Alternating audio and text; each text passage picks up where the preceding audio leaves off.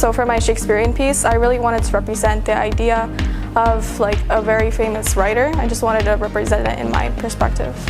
Okay, so to start my Shakespearean piece, I first sketched on the canvas board. I sketched the face, the neck, the clothes, and the hair. And then I continued to paint the background with different shades of green to show texture by doing circular motions. Then I started to paint the skin, starting on the forehead, going down to the chin, and using circular motions as well to make it easier to blend. Then I started to do the neck, the clothes, and the hair using long strokes. So when they look at my work, I want them to look and understand that every detail matters, like every detail counts. I have definitely learned how to manage my time properly because every project we have a specific schedule to work on, and it has helped me to pace myself in a way that I can finish my work early and see and look back like what else I need to do to finish. Although I will not be pursuing art as a career, I will focus on having it to be an ongoing hobby so that I could paint and work with new mediums that I enjoy. So for my Shakespeare piece, it was the first piece where I felt that I had created my own art style, something that I would never be capable of doing. And it's a true Gallic piece, and I really enjoy it. I wanted to truly capture my emotions that I was feeling at the time.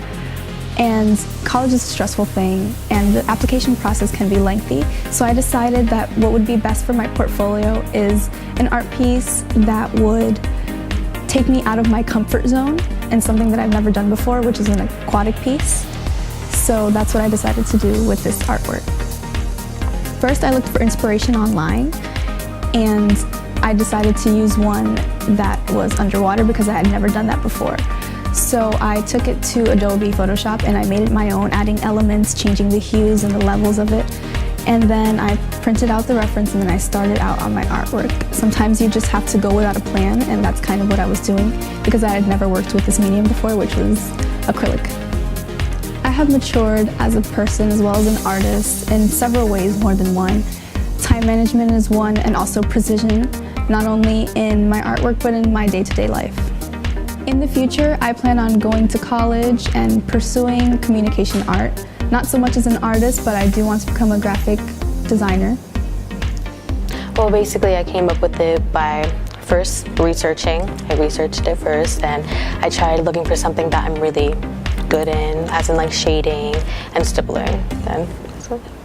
Well, basically every time they look at my artwork, they always think that it's like sad, or they always think it's just weird, kind of, because it's really just dark. So I kind of like that reaction from people because then it gets people more into my work and they look at more stuff because they're more interested. So I learned a lot of skill sets that I'm going to need for college, especially because college we're going to have like project on project on projects. So basically I learned time management mostly and learned how to time my work better. Art is very difficult in keeping keep on pursuing basically, because you have to be with it, like you want to have it and you want to learn more about it and you have to just know about it. So the biggest piece that I picked was a piece called Double Vision, and how I wanted to design it was the intention to look at it from 4 different rotations.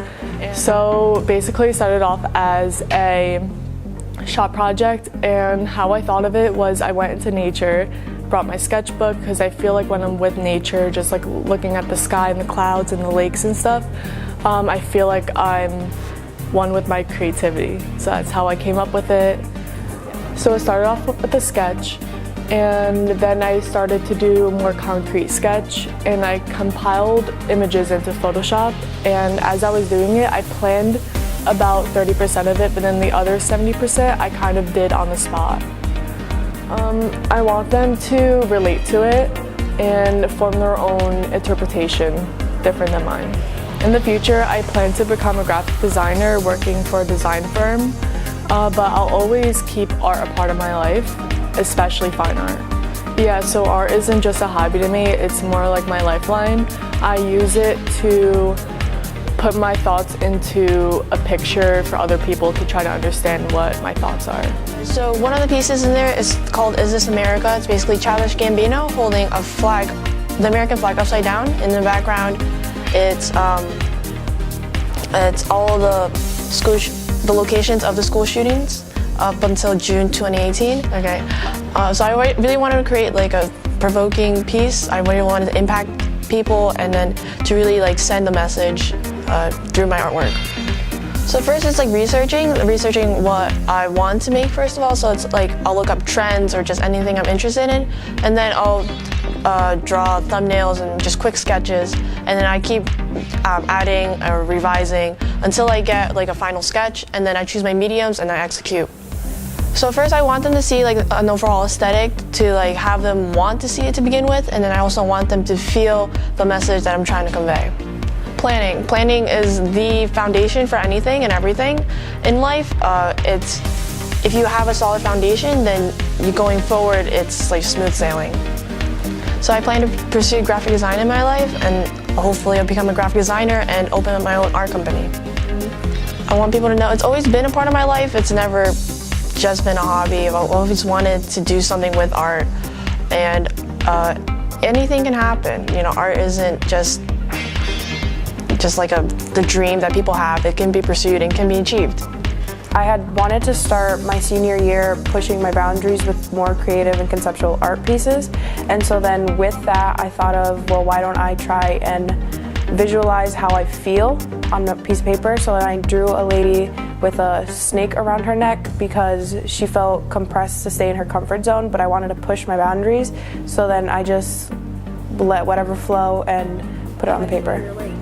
So I first started researching trends just to see what I felt inspired by, and then I saw some editorial magazine photographs, and so then I started picking apart pieces, and then I just thought, well, snake represents temptation, so then the temptation to stay in my comfort zone wrapped around her, it just felt right.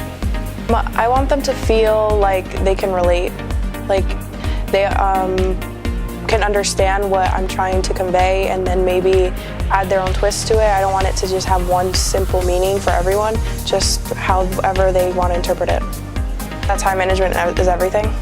That you have to plan out what you want to do at what time, and then if you don't, then you'll be stressed out. But I guess also I learned from a teacher that you have to detach your emotions to get things done.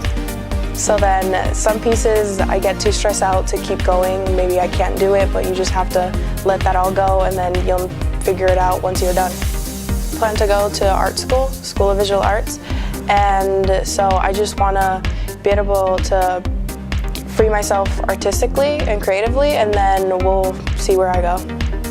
So the art piece we're going to be talking about is my King Arthur piece, and I originally came up with the idea for the piece by doing a lot of research.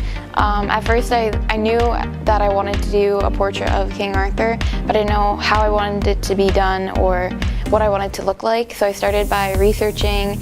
I read a bunch of articles on his life, and then I moved on from that to watching a couple documentaries and learning what I could about all the mythology that's behind the Arthurian legend.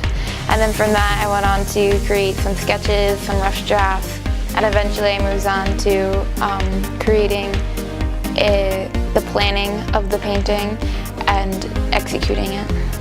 When people look at my artwork, I want them to be immersed in the story. Like, when I was creating this painting, I wanted it to be almost as if a story was being told, and I feel as if I captured that with Arthur looking into the water as the Lady of the Lake hands him Excalibur.